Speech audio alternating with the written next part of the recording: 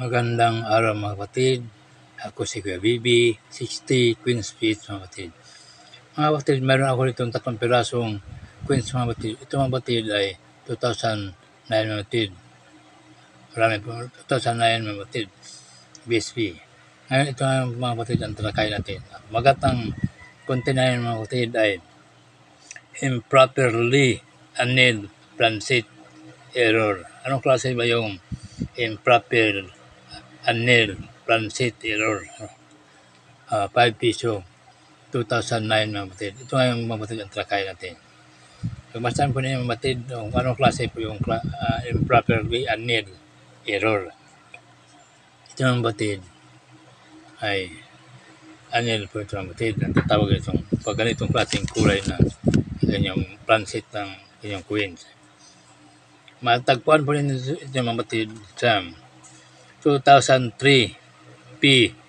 Illinois quarter dollars. Graded siya mga batid ng PCG East MA64 mga batid ang kanyang grade. Na binta siya mga batid sa auction ng 2021 mga batid, 2021 ng $35 mga batid. Ang kanyang pangalan ng kanyang error mga batid ay improperly annealed transit error. Yung batid nabinta siya mga batid sa auction ng noong 2021 ng $35. Ito ang batid ang talakay natin. Ito ang batid ay 2014 mga batid. Yan, 2014 po siya mga batid. Pag ganito mga batid, ang klaseng question mga batid, kala mga batid, ang tawag lang niyan batid ay tone. Mayroon po talagang tawag sa kanya mga batid. Kaya ibang klase po yung kanyang kulay mga batid, ng transit. Hindi lang po siya tone kasi kung tone mga batid, isa lang po ang kanyang kulay. Eh marami po ang kulay, ibig sabihin mo yun, ang tawag po sa kanyang klaseng transit mga batid ay o queens mga batid ay annealed mga batid. Improperly annealed transit po ang tawag sa ganyan. Tingnan po natin ang kanyang dekoran mga batid. Ayan, para yan.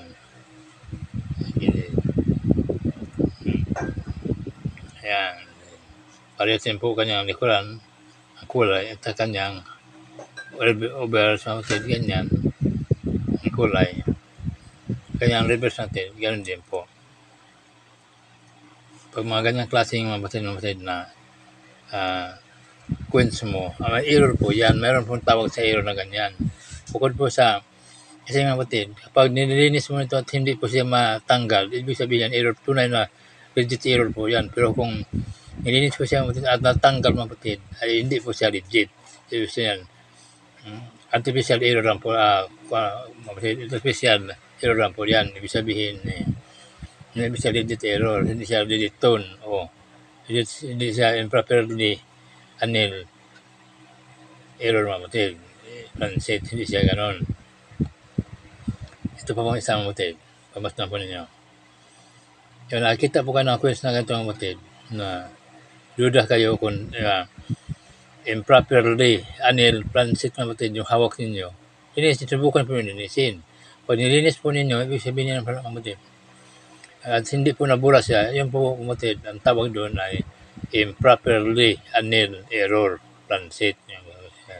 Yun ang tawag doon. Pero kung nabura po mga batid, pag nilinis na po yung nabura, ibig sabihin ng batid ay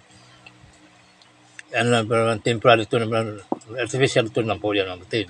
Hindi po siya legit na error. Artificial tone lang tawag niyan ganyan.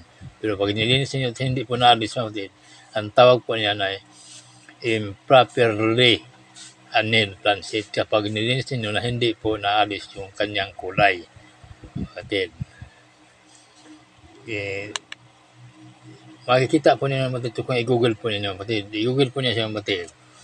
Ang tagpuan siya mga batid sa 2003 mga batid. P. Illinois quarter dollar. PCG is graded mga batid. MA64 ang kanyang grade. Yan. Madali po ninyo matuklas mga batid. Pag i-search mo ninyo, i-google po niya mga batid para makita ninyo kung anong klase ang improperly batid, annealed transit. Marami pong kulay yung mga batid. marami siyang kulay, hindi na po siya nag-iisa. Okay. Pag ganito mga kapatid, ay ang tawag po niyan, improperly annealed transit. Kasi nag-iba-iba po ang kanyang kulay, mga kapatid. Yan. Ito naman po ng kapatid, ito naman isang kapatid, 2009 po ito.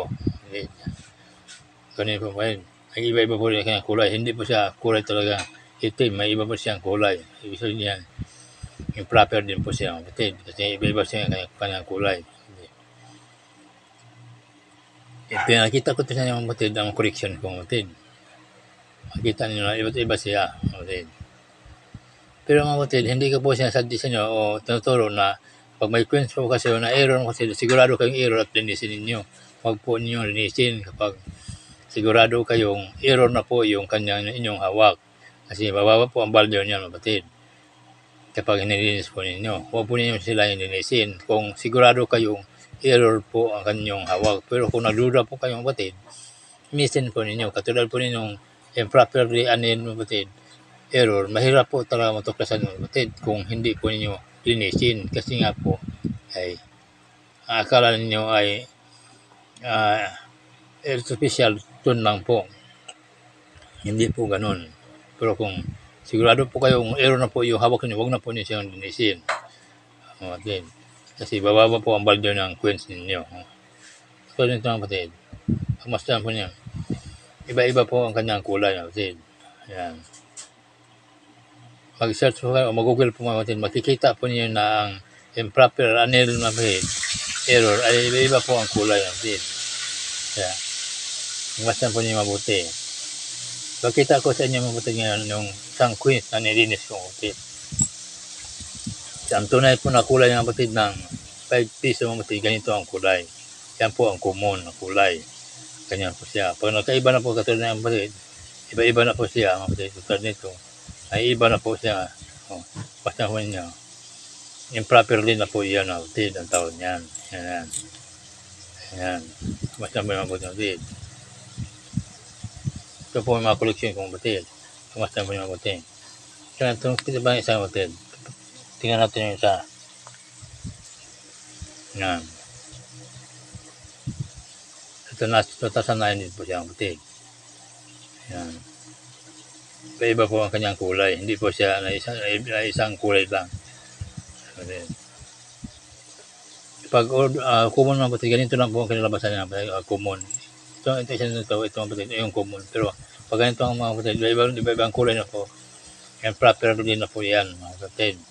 Annealed transit ang tawag sa kanyang klaseng error. Ito po mga kapatid. Kabasan nyo ganyan. Maaaring sabihin niyo kapatid na dahil lang po sa kalumaan yan, kaya ganyan ang kulay. Okay. Pero, circulated lang po siya kapatid. Ito yung isang kapatid, circulated lang po na rin po siya, circulated din po siya. Yan. Sabihin natin, paras po sila circulated. Pero magkaiba po yung kanilang mga kulay. Yan. Yung sa gitna mga kapatid, yan po makita nyo, yun po siya ay normal o common. Yung isang pamatid, basta po ninyo. Yun.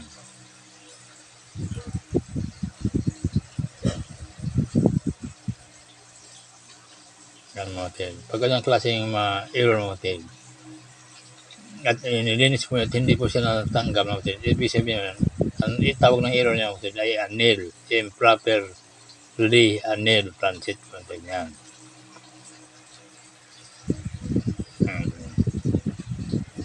Basta po niyo mabuti, okay.